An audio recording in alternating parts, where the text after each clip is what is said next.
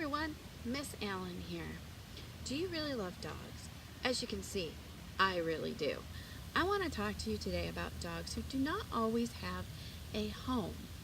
And they end up wandering from place to place, being lonely and afraid of other animals and people. Often, if they're really lucky, they can be rescued by a person who's willing to open up their home and their hearts to a dog who's just looking for a friend.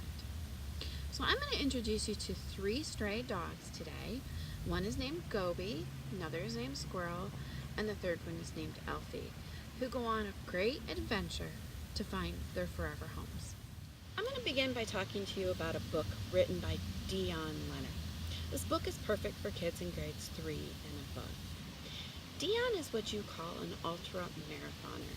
That means he runs in races across hundreds of miles and over very harsh terrain.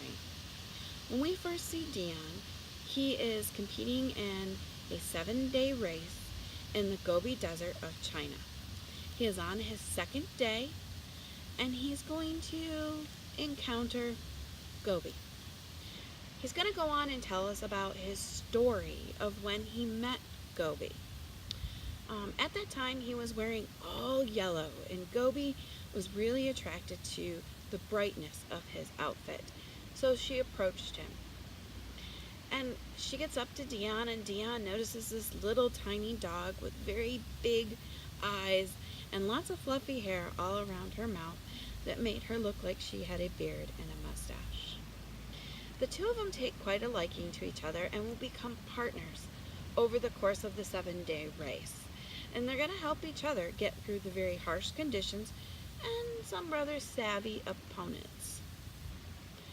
And over the course of it, Gobi's going to show everybody that her heart is bigger than her little small body when she runs with Dion for over 80 miles of the trip. In the end, Dion is going to decide that he wants to adopt Gobi, that he wants to take Gobi back home with him to Scotland.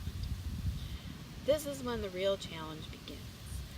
And Dion's going to have to run through a lot of hurdles in order to get Gobi to come home with him. You're going to have to read the rest of the book to find out what happens to Dion and Gobi. Meanwhile, I'd like to show you a picture of Dion and Gobi as the two of them were seen in the desert of China. Thank you. The next book is called A Dog's Life, an autobiography of a stray, and it's appropriate for students in grades 5 and above. It's written by Anne M. Martin, the author of the Babysitters Club series, and a Newbery Honor winner in 2003. When the book begins, we are introduced to Squirrel and Bone, who have just been born on the property of the Marins in a garden shed. Over the next few months, we get to see Squirrel's mother take the two of them out into the woods where they are hunting and learning how to survive, as well as eating from a garbage pile that happens to be in the Marin's backyard.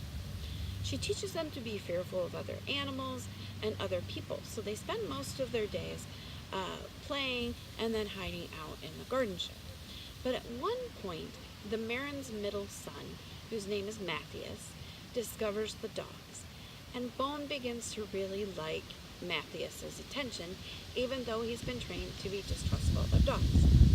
However, one night, Squirrel's mother does not make it home, and it's at that stage that Bone decides that it's time to leave the home that they have always known for the first few months of their lives, and Squirrel follows him. The two dogs finally meet up on the edge of a road where there's all kinds of cars going by, and a car does stop, and it's a car that has George and Marcy in the car, and George and Marcy decide to take home the two dogs to become their house pets. However, George finds out that the dogs are very distrustful of other people and are not housebroken, and he decides that he's going to get rid of the dogs. So he takes them to a nearby mall where he throws them out the window of a car. Luckily, there are 2 women there who witness this happening and decide to take Bone in as their own pet. However, Squirrel gets left behind. So it is at this stage that we begin to see Bones' challenges that he is going to go through as he is on his own. So you're going to have to read the rest of the book to find out what kind of animals and people Squirrel runs into as he begins his quest to find his brother Bone and to find somebody like Matthias who will give him his forever home. Now, if you want to know what happens to Bone, Martin also has another book that is called Everything for a Dog that continues Bone's story. Thank you. Our last book is titled Can I Be Your Dog? And it is written by Troy Cummings, the author of over 30 children's books. Cummings got his start writing picture books, much like many other authors have, by drawing comic books as a young child. We are first introduced to Arfie living in a cardboard box in an alley off of Butternut Street. Butternut Street is lined with residences, businesses, and even a firehouse. Arfie decides that he wants to have a forever home. So he begins to write a series of letters to the people who live on Butternut Street, requesting them to take him into their homes. And you'll see on this page, this is a letter that he sent off to the fire department, requesting them to be their dog. It says, "Dear Fire Station Number 5, can I be your dog? I can fetch your boots.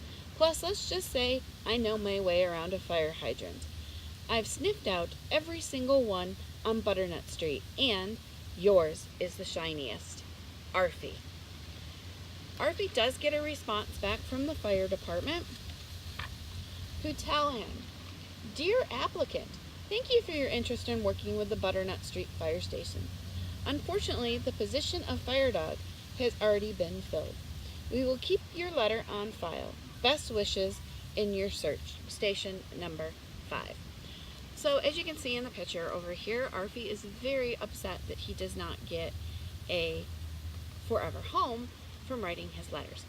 So he continues to send out some more letters asking people if he can be their dog. You'll just have to read the book on your own to find out what happens to Arfie and if he finds his forever home. Now, I want to leave you with one note at the end of this and remind you that if you want to help stray animals, you can volunteer, you can adopt, or you can donate to your local humane society. Thank you.